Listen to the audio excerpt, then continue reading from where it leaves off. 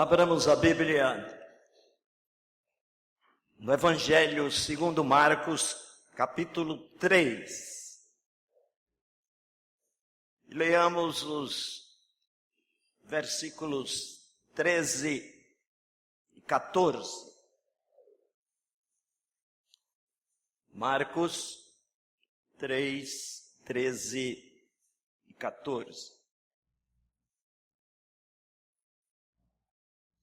Depois subiu ao monte e chamou os que ele mesmo quis, e vieram para junto dele. Então designou 12 para estarem com ele e para os enviar a pregar. Esse texto, meus irmãos, trata do chamado de Cristo ao apostolado de 12. Lucas, neste texto paralelo, diz que Cristo orou toda a noite para, neste momento decisivo do seu ministério, convidar os seus auxiliares, os seus imediatos, aos quais vocacionaria para o apostolado. E de maneira simples, Marcos narra este momento, dizendo que depois subiu ao monte e chamou os que ele mesmo quis e vieram para junto dele. Então, designou 12 para estarem com ele e para os enviar a pregar. Pelo contexto anterior, podemos perceber que aqueles que estão sendo chamados agora já haviam dado provas de obediência e trabalho sob as ordens do Divino Mestre. É isto que nos informa o versículo 9. Então recomendou aos seus discípulos que sempre lhe tivessem pronto um barquinho, por causa da multidão, a fim de não o comprimirem. Os discípulos já estavam cumprindo ordens de Cristo. Os discípulos já tinham oportunidade de obedecerem a Cristo. E nisto vai, meus irmãos, uma boa lição. Os chamados por Cristo para a sua obra já devem estar trabalhando, já devem estar dando provas de obediência. Vamos acabar com este conceito que é comum entre as nossas igrejas, de vamos dar serviço a fulano para que ele permaneça na igreja. Vamos oferecer alguma coisa para que ele faça, a fim de que ele permaneça na igreja. Não é correto. Aqueles que são chamados já devem ter dado provas de obediência, de trabalho, de serviço, de amor a Cristo. E para esse chamado, Marcos diz que Cristo subiu ao monte. Cristo sobe ao monte para oficializar o seu chamado. Isso nos dá a ideia, meus irmãos, de que o chamado de Cristo sempre é uma subida, sempre é uma elevação, sempre é um privilégio. embora seja uma elevação e subida do ponto de vista espiritual, sempre será com uma consciência de humildade, de insuficiência, de incapacidade e de total dependência daquele que nos chama para a obra. E chamou.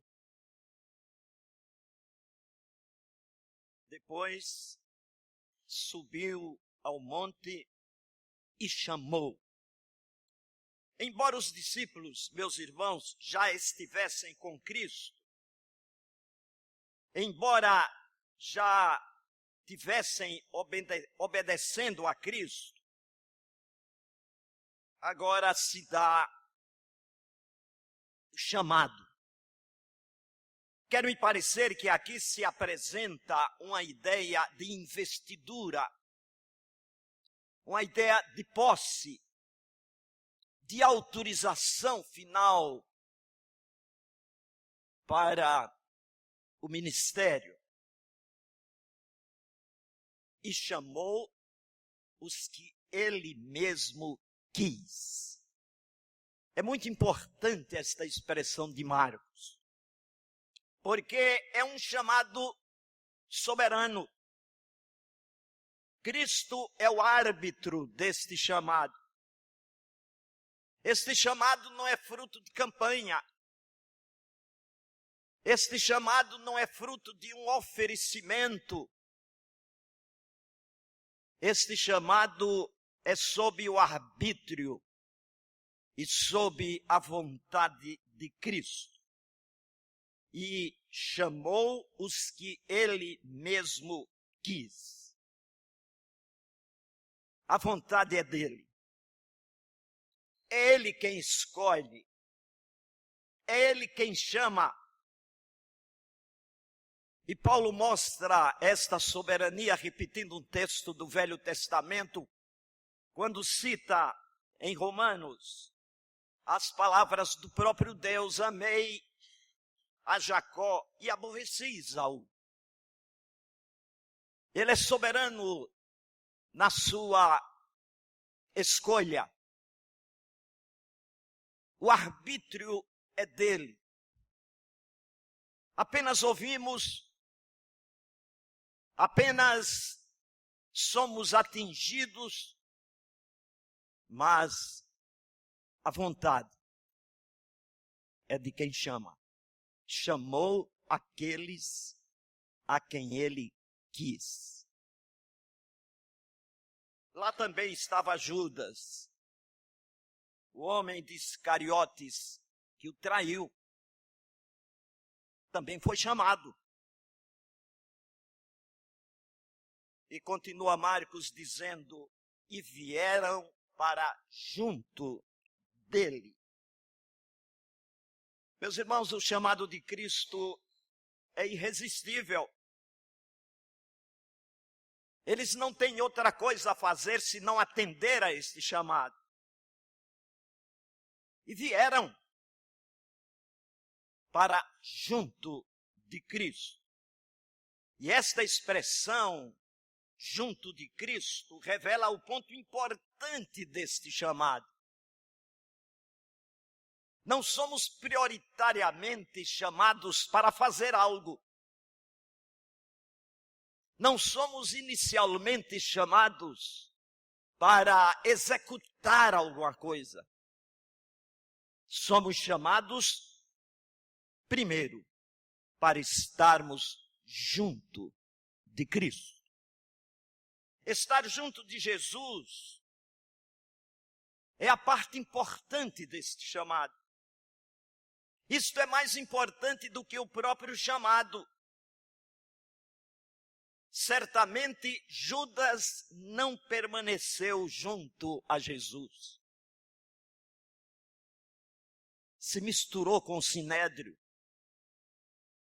Se aproximou dos sacerdotes e escribas. Negociou com eles.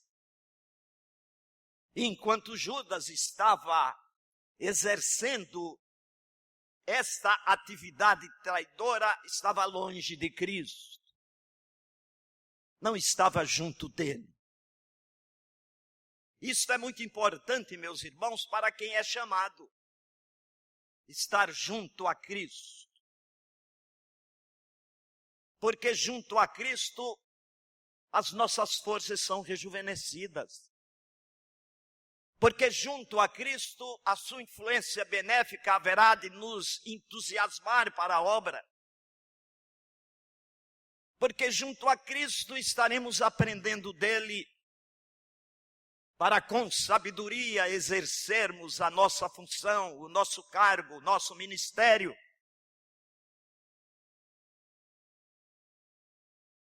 Pedro teve um pequeno afastamento de Cristo. Se misturou ao redor de uma fogueira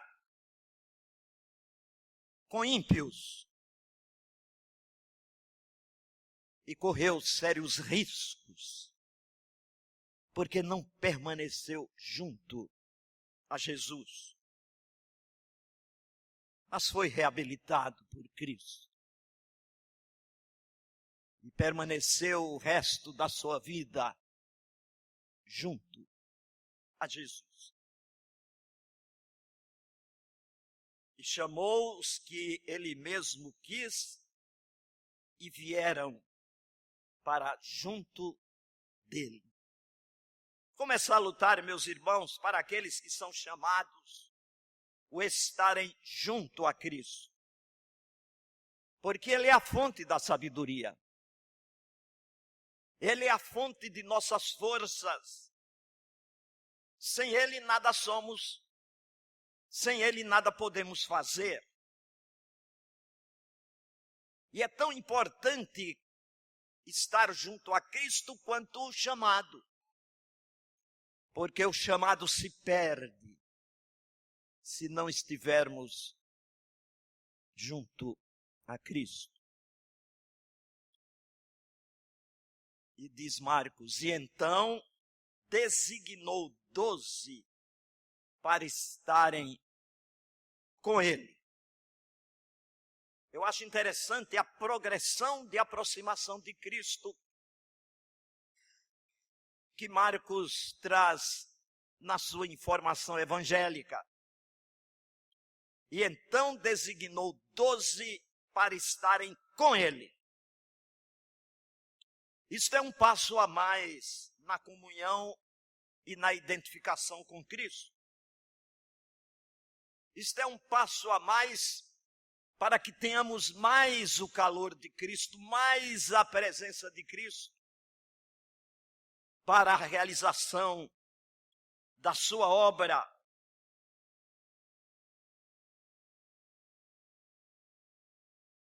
É importante, meus irmãos, que aqueles que são chamados entendam que são chamados para estarem junto a Cristo. E quando Cristo oficializa esse chamado, é para que eles estejam com Ele, numa profunda identificação. Objetivando duas coisas. Primeiro, para estarem com Ele, que é mais do que estarmos junto a Ele. E esta é a vocação dos 12 que foram chamados por Cristo. E creio ser também a vocação de 20, de 50, de 100, que foram escolhidos, que foram chamados nesta igreja para os serviços e funções e cargos eletivos neste começo de ano. Estar com Ele, estar com Cristo. Meus irmãos, Paulo utilizou esta expressão estar com ele muitas vezes, para mostrar a identificação do servo com o Senhor. Sofrer com ele, ser crucificado com ele, morrer com ele, ser sepultado com ele, ressuscitar com ele, reinar com ele, ser glorificado com ele.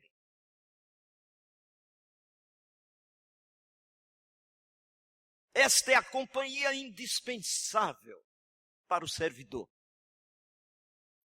Estar com Cristo é a expressão mais necessária para que o nosso serviço seja abençoado, para que os nossos dons sejam frutíferos na igreja. E como a igreja pode ser abundante em graça e em poder, quando todos aqueles que funcionam nela, quando todos aqueles que têm cargos eletivos, quando todos aqueles que auxiliam os pastores estão constantemente, continuamente absorvendo o fluxo benéfico da companhia de Jesus. Como a igreja pode se tornar forte e abençoada e refletir no seu ministério a grandeza e a bênção do próprio ministério de Cristo? Isto é prioritário no trabalho cristão. É bom que entendamos, meus irmãos, que fomos chamados por Cristo para estes dois momentos. Designou 12 para estarem com ele. E depois, para enviar a pregar. Esse e depois mostra uma secção. Primeiro, o chamado para estar junto a Cristo. Segundo, o chamado para estar com Cristo. Para estar com Ele. E depois, para os enviar a pregar. Autorização para o trabalho. Só depois. É essa ordem que Marcos traz como exemplo da pessoa do nosso Senhor Jesus Cristo. Nesse começo de ano, meus irmãos, muitos de vocês foram chamados, investidos para missões específicas como discípulos de Cristo nesta igreja. É Ele quem chamou. E ele chamou a quem quis para estar junto dele e para estarem com ele, a fim de desenvolverem a missão que cada um recebeu. Essa missão não é volúvel, não é irresponsável, mas é uma ação nas diretrizes e nos propósitos do reino de Deus.